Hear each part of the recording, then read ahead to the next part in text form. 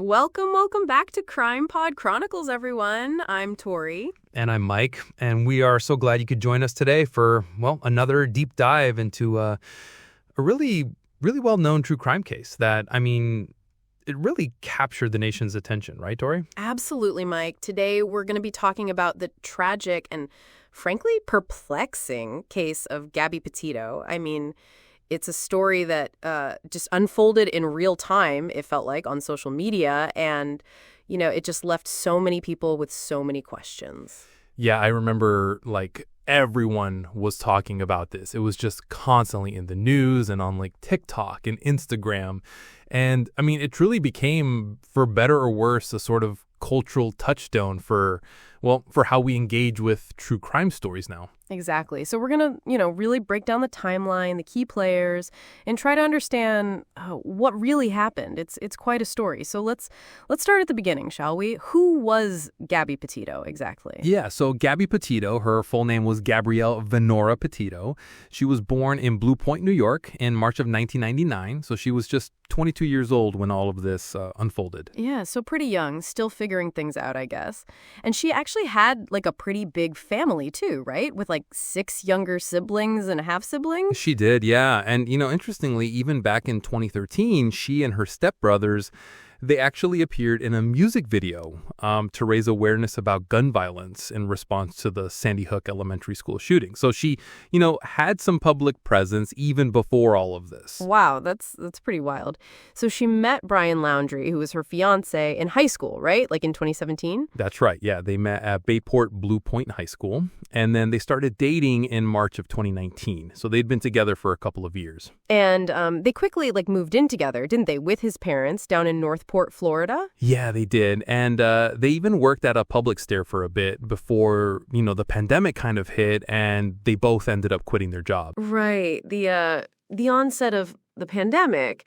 And that's kind of where the van life dream really started, wasn't it? They embarked on this cross-country trip late 2019, early 2020, even before the big one. Exactly. They had this whole dream of this cross-country journey, living out of a van.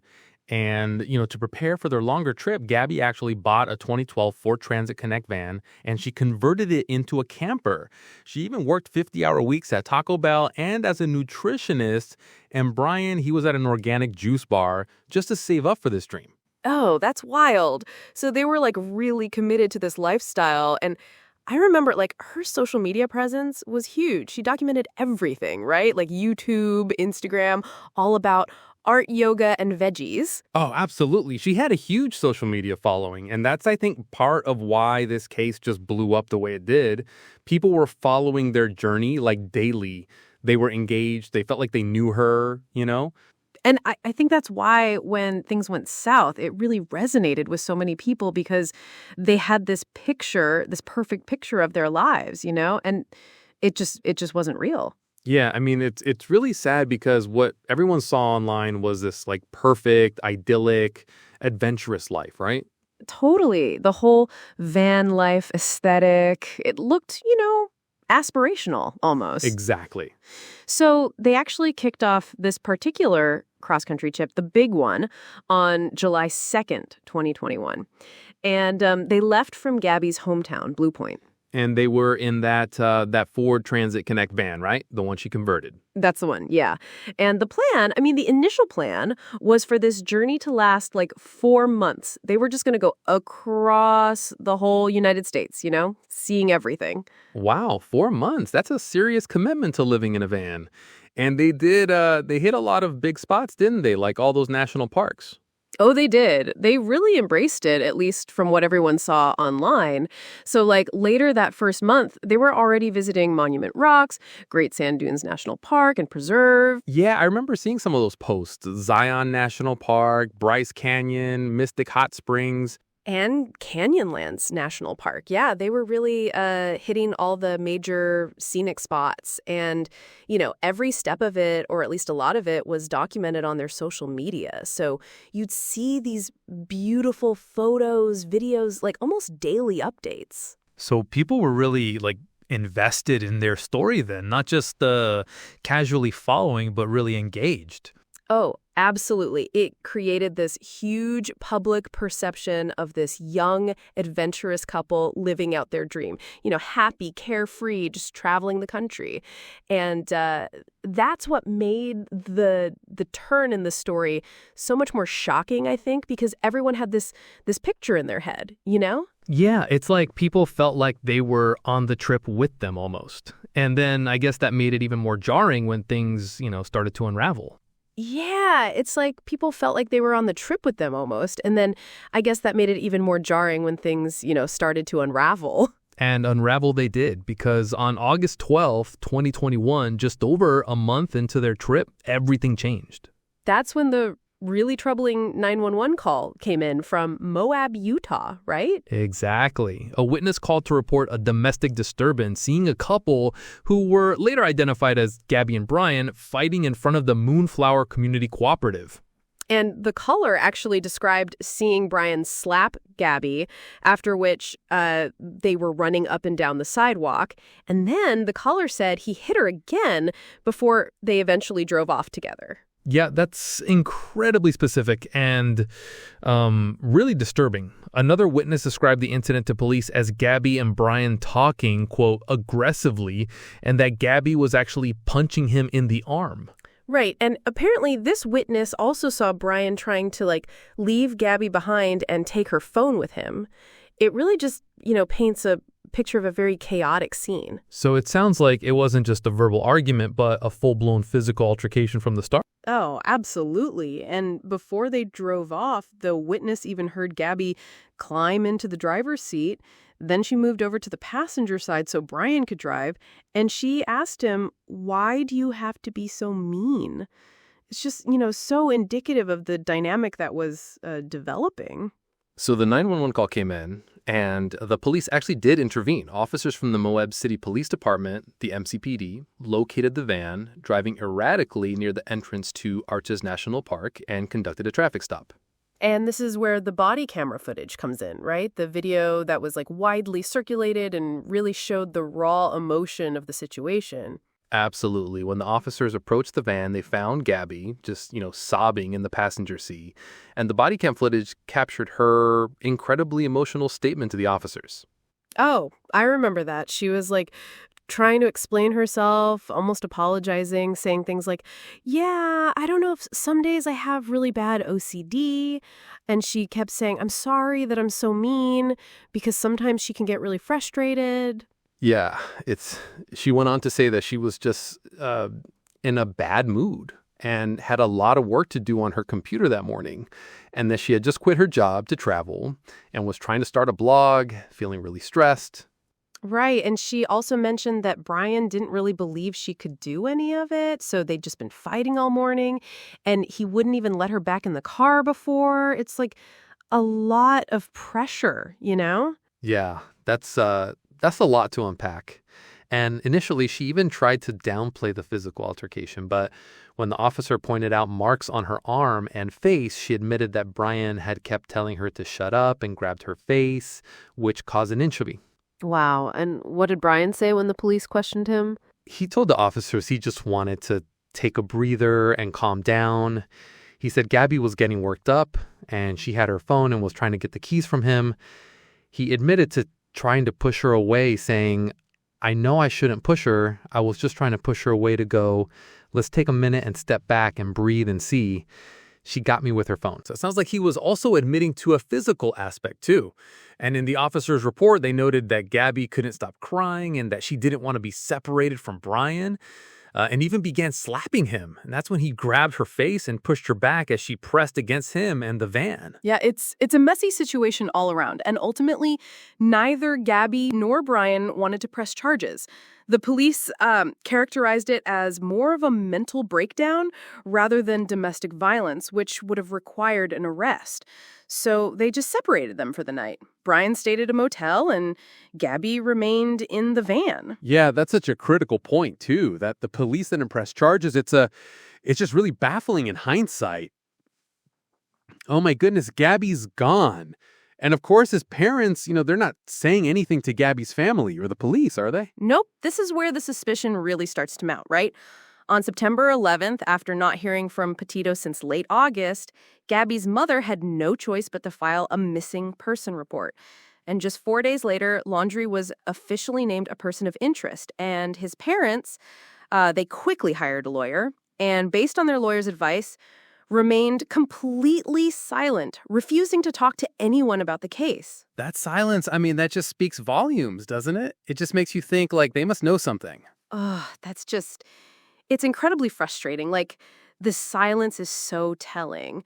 But then there's the inevitable next step, isn't there? The search for Gabby. Yeah, unfortunately. And tragically, on September 19th, Gabby Petito's human remains were discovered. This was in Wyoming, specifically in the Bridger-Teton National Forest. It was not far from where her and Brian's van had been seen previously. Oh, wow. So close to where they'd been traveling. I can only imagine what her family must have been going through during that time. And then once they found her, what did the autopsy reveal, Mike? Well, it confirmed her identity, of course, and the manner of death was ruled a homicide. The autopsy found that she died from blunt force injuries to her head and neck, and disturbingly, manual strangulation. They estimated this occurred about 3 to 4 weeks before her body was found. Blunt force injuries and strangulation. That's just awful. It really painted a clear picture, didn't it, of like the violence that occurred. So with Gabby's remains found and the cause of death determined, the focus, I guess, shifted entirely to Brian, right? What happened with him after that? Exactly, Tori. The hunt for Brian Laundrie really ramped up. I mean, he had returned home to Florida without Gabby, and then a few days before Gabby's body was found, his parents actually reported him missing. So there was this massive, extensive search underway. Right. So they're looking for him. Was there any official charge against him at that point, or was he still just a person of interest? Well, shortly after Gabby's remains were found, an arrest warrant was issued for him by the U.S. District Court in Wyoming. This was for unauthorized use of Gabby's debit card, specifically for obtaining $1,000 or more between August 30th and September 1st. So yeah, that made him more than just a person of interest. Oh, wow. So debit card fraud. And then I remember hearing, was his body eventually found in Florida, I think? Yeah, tragically on October 20th, Brown Laundrie's skeletal remains were discovered. This was in Florida at the Myakkahatchee Creek Environmental Park, an area that had recently been underwater due to flooding, if you can believe it. And they found some of his personal belongings right there with him. So they found his remains in October, and you mentioned they found some personal belongings. Did that include anything that shed light on what happened with Gabby? Well, yes, actually. Initially, his cause of death couldn't be determined by autopsy, but eventually it was concluded he died from a self-inflicted gunshot wound to the head. And get this, a notebook was found near his remains. Oh, the notebook. I remember hearing about that. What was in it? Was it significant? It was, Tori, super significant. On January 21, 2022, the FBI actually revealed that Laundrie's notebook contained an entry where he admitted to killing Gabby. He admitted it. So like a full confession then. Yeah, pretty much. In June 2022, the full notebook entry was released by his family's lawyer. And it stated, "I ended her life. I thought it was merciful, that it is what she wanted. But now I see all the mistake I made." Wow. I thought it was merciful. That's chilling.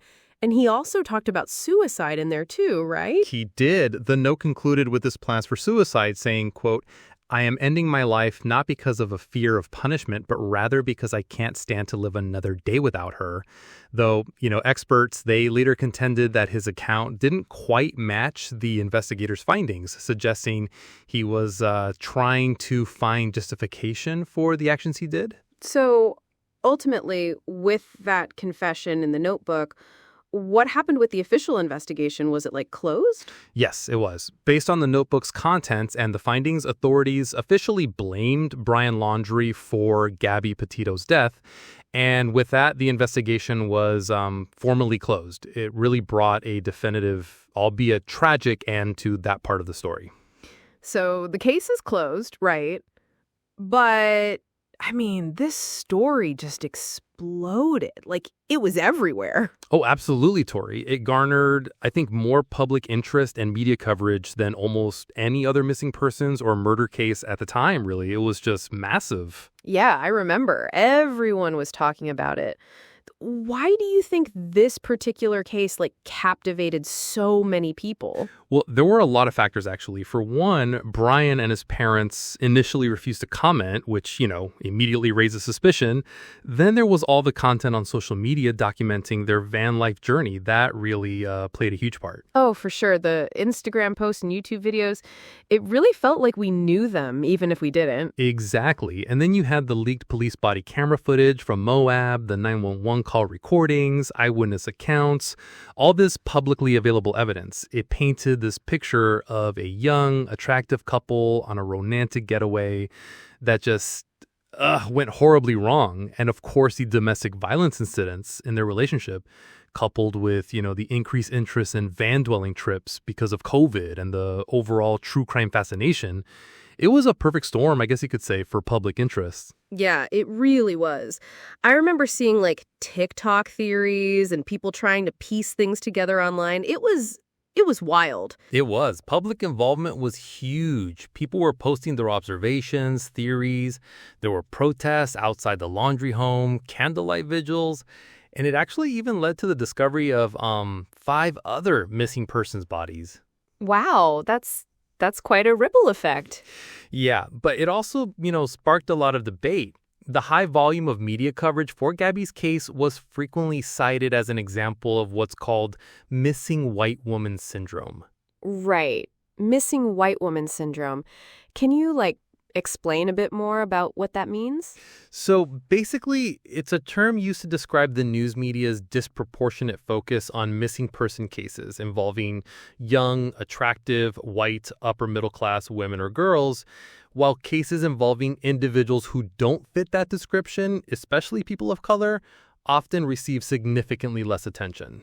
So it's about the disparity in coverage then? Precisely. Several outlets, they compared Gabby's case to the approximately 710 indigenous people reported missing in or near the same location between 2011 and 2020. It really highlighted this stark disparity in media coverage. That's really disheartening when you think about it. What was Gabby's family's take on that? Well, Gabby's father, Joseph Petito, he actually initially expressed discomfort with the term, but he later publicly acknowledged the disparities it underscores. And he's actually used his platform since then to advocate for greater attention to missing persons cases involving marginalized groups. So, he's really trying to turn something so tragic into a positive. That's really admirable, actually, that he's taking something so terrible and trying to, create something good from it. Yeah, absolutely. And, the aftermath of this case also involved some significant legal actions. Gabby's parents filed wrongful death lawsuits against Brian Laundrie's estate. Oh, right. I remember hearing about that. What was the outcome there? Well, his estate was ordered to pay $3 million, but it's pretty doubtful they'll ever recover that amount, given his minimal assets. They also sued the Moab Police Department, though that case was dismissed, but they are planning to appeal. Gosh, so much. And speaking of legacy, it seems like Joseph Petito's efforts to raise awareness for other missing persons, that's a huge part of what's come out of this, right?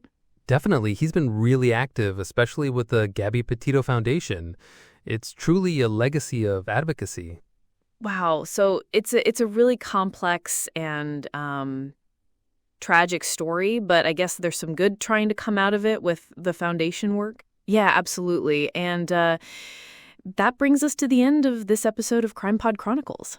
It does. Thank you so much for joining us on this really, really difficult case. It's one that I think a lot of people followed, but we really appreciate you tuning in. We do. And if you found this discussion insightful, please make sure to subscribe to CrimePod Chronicles wherever you get your podcasts. And definitely tune in next time for another deep dive into another true crime story. We'll see you then.